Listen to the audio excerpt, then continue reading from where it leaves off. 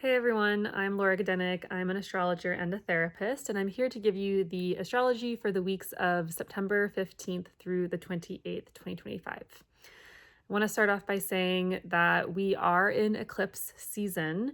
We just had an eclipse last week, and we're going to have one again this upcoming weekend. And so it's a time of instability, a time of major changes, and a time where we might not really know what's going on, or we might have surprises that happen that kind of force us in one direction or another. So just to be aware of that, and it's a pretty big time. Before I get more into that, however, I'll start off with the astrology for this upcoming week. So today, September 15th, we have Venus in Leo making a sextile to Mars in Libra. These are the two planets that indicate relationships. Mars is all about the self and like independence and doing it my way and, watching out for number one. And Venus is all about relationships, all about us, our dynamic. How can we get along? So whenever these two planets come together, there's usually a lot of energy for relationships, for learning how to relate, for learning how to communicate, maybe keep the peace, navigate conflict or arguments, learn how to argue, learn how to set boundaries. There's all sorts of things that when Venus and Mars come together in a harmonious way via sextile or conjunction or trine, there's a lot of energy for learning how to relate well, learn how to take care of me and you and us in this dynamic. And there's also a lot of creative energy. Maybe you are feeling more creative and wanting to take action on working towards a creative project. Maybe there's some erotic energy. These two planets do represent sex and sexuality as well. So there could be more playfulness in how you navigate sexual relationships, or just more energy for sexual relationships, more thought around that. Like, what do I like? What do I want? How do I want to engage with my partner or my lover sexually? It could also just be a very playful energy, a lot of motivation for play and learning what you think is fun and enjoyable. It's also a good time to initiate on a collaborative project as well. So, and you might notice this energy for a couple days. Also, you might have noticed it over the weekend as well. On Wednesday the 17th, we have quite a different vibe. We have Mercury and Virgo making an opposition to Saturn. So Mercury is about to make a lot of different aspects. It's about to make this opposition to Saturn. It'll enter Libra on the 18th, and then it's going to oppose Neptune and trine Uranus. So boom, boom, boom, lots of activity for Mercury, the planet that represents the mind, communications, how we're navigating relationships with people verbally. And what's interesting too is, Mercury is about to oppose Saturn, and that's actually the sun is about to oppose Saturn as well, and that's where the eclipse is going to be happening too, in opposition to Saturn. So we have a lot of Saturn energy this upcoming week and in the following weeks. So a little bit more about what that might mean for you. Mercury opposite Saturn. First of all, Mercury, once again, communication and the mind. Saturn is about limits, hard work, labor, challenges, boundaries. So it might be that you are engaged in a lot of kind of serious mental tasks, having to get something done. Maybe it's a writing project, maybe you're applying for something. It could also be that you are coming to terms with what your needs are and setting boundaries for yourself and for other people, and the ways that you relate to others. So it might involve a conversation with someone where you're having to say no or set a boundary, or kind of like really think about and work out what the structure is of something. So Saturn represents the bones, the structure. What's our form, right? So, and that's what I mean by, there could be like difficult conversations. I mean, conversations don't have to be inherently difficult if we are mature. And that is something that Saturn asks of us, is to become mature, be our best adult selves. And then we don't have to experience a boundary or a limit from someone else as rejection or as, like, oh, it's so hard. Like, I'm so sad, right? Like, we can even celebrate someone else's boundary, someone else's limit or their no, and respect it. Saturn is also a planet about deep respect.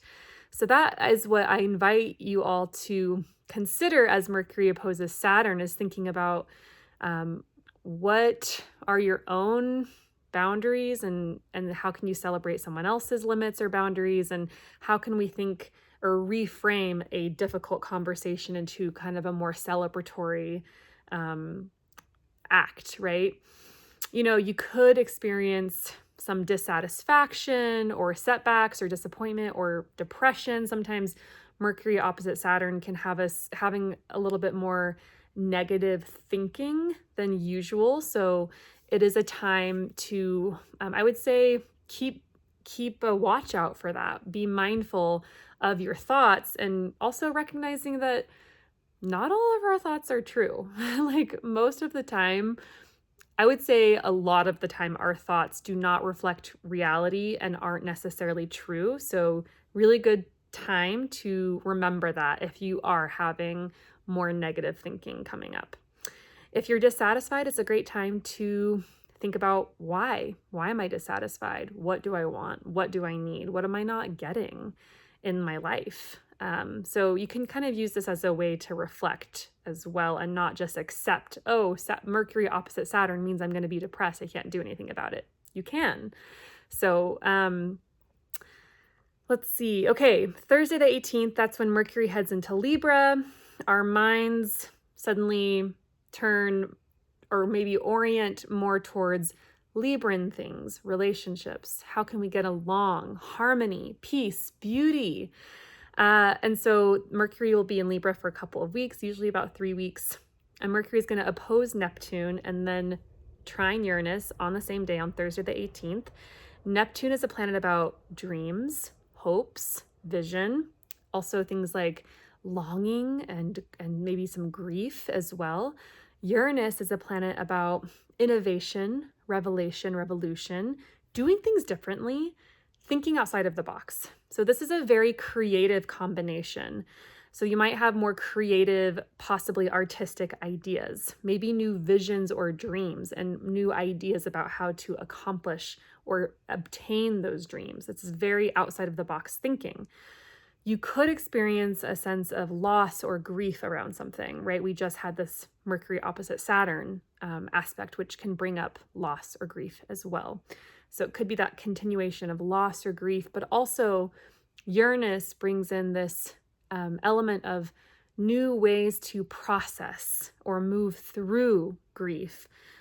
Also, possibly a different way to look at the situation. Maybe if in a relationship, someone's not available for a relationship, how can we, maybe it's not the right fit for you, right? Maybe it's actually not a good relationship for you, right? There's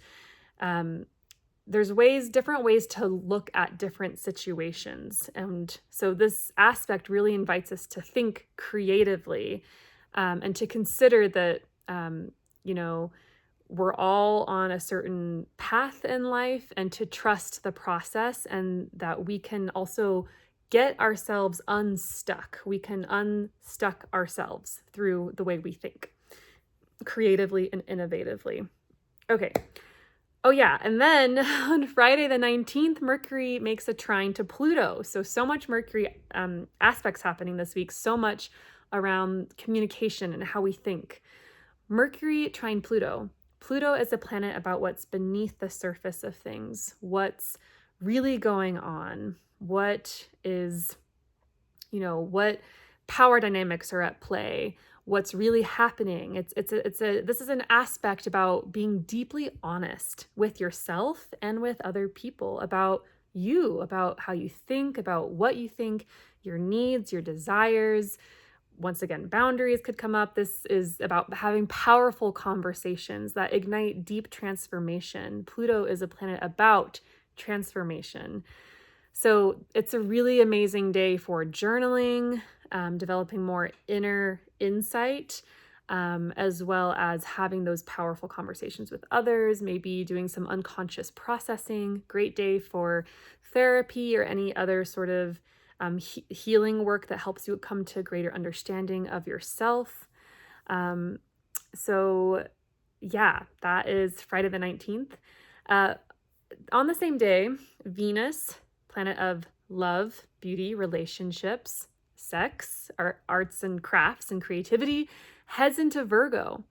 So Venus in Virgo, first of all, I see a lot of Venus in Virgo people being really good at like being detailed artists. So people who like, do hair or nails, like nail techs. By the way, I had my nails done just last week and look how detailed my nails are. You can just see there are worms and mushrooms and frogs and flies. And I bet my nail tech has her Venus in Virgo because Virgo is a sign about the details, about the specifics, about getting into the nitty gritty. So really good time to, if you are interested in arts and creativity and crafts, a good time to get into things that require a lot of attention to detail. It's also a good time to organize, sift, and sort through relational dynamics, because Venus represents relationships. Virgo is that eye to detail, analyzing. Virgo has a very strong analytical quality, but it's important to be mindful to not kill the romance or analyze to death a person or a relationship or a situation that can kind of like ruin the beauty of it, right? Like, I don't know if anyone else has experienced, I'm a Virgo myself, so sometimes I've found myself in these sorts of situations where I'm like analyzing something to death, and I'm like, wait, I kind of like don't even enjoy this anymore. So yeah, it can be good for analyzing a relationship if you need to understand a dynamic or something that you want to change, but also be mindful of killing the romance. Good time to get practical in relationships and in art creative projects. Sometimes Venus and Virgo, they're like, could be more of a struggle to have fun or enjoy oneself because Venus is technically in exile in the sign of Virgo, meaning Venus kind of struggles to function at her fullest in the sign of Virgo. And if it is a time where there's struggles in relationships, or you maybe feel like harder to make connections with people, or you feel alone, or harder to have fun, right? Once again, it's a great time to really identify the thoughts you're having and question them, right? Like, well, why do I feel alone? Because I'm not going out and meeting new people. I'm not engaging in activities that I like. What are the activities I like? Why am I not doing that? It's a good time for engaging in self-reflection. As always, I think astrology is amazing for self-reflection. Okay, on Saturday the 20th, Venus squares Uranus. Uranus, once again, is a planet about innovation and change. Venus, relationships, love, art. So Venus square Uranus, Venus is like ready for a change in a relationship. This is about doing relationships differently, doing something creatively in a different way, changing things up in how you approach art, relationships, style. You might have a sudden desire to go get a tattoo or a piercing, or there's this real need for like freedom and innovation with Uranus. So I would say give yourself an outlet for that. How can you give yourself the that freedom that you might be feeling, or you might want to try something new in a relationship, and it's a good time to have conversations with your partner or partners, your lover, whoever, about what you want to try, what's new and different for you that you've been curious about. good time to change a pattern in a relationship as well, right? Uranus does this like 180 turn of events, and it's if you're on the receiving end of like a partner being like, hey, I want to try this, or I want to try that, like kind of practice some openness and go on this adventure with your person if you're open to it, right?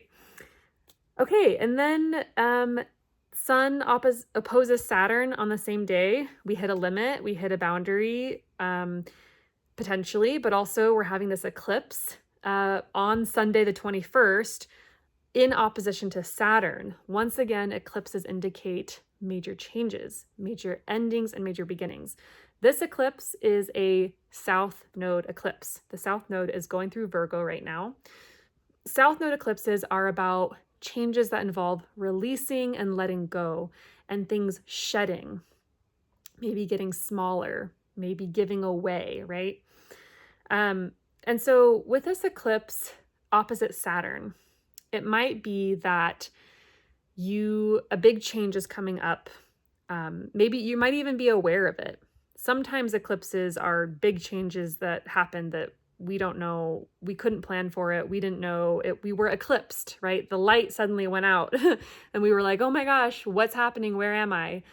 Sometimes the changes we can sort of plan for and we kind of feel intuitively, right? So with this eclipse opposite Saturn, it might be that we have to like cross our T's and dot our I's a little bit, like be a little bit more responsible or diligent about something, really make a plan, right? Make a plan for a long-term change that you want to happen, or a change that might take some planning, right? So like, for instance, like I'm considering moving to a different state. This eclipse is happening in my 4th house of home and family and where I live.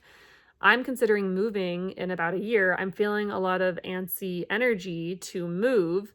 And it's like, wow, I really have to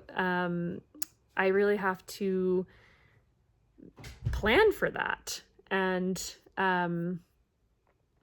think about like getting my license in another state. Where am I going to live? I have to save up money, right? It's all these things. So that's like an eclipse opposing Saturn. Okay. Also, this eclipse in Virgo and the one that we just had in Pisces last week, these are going to be most potent for mutable signs. Mutable signs are Virgo, Pisces, Sagittarius, and Gemini. So if you have your rising sign in one of those signs, or you have sun, moon, or a stellium of planets in any of those signs, these eclipses will be a lot more impactful for you. Okay, so that is it for, yes. That's it for now. I hope this was useful. I'm actually going to do another video for the following week, since this one was so packed full of stuff. So I'll do another video this upcoming weekend for the following week. So this is actually the astrology of September 15th through the 21st of 2025. Hope this was useful. Please reach out with any questions or concerns, and I hope you have a wonderful week. Take care.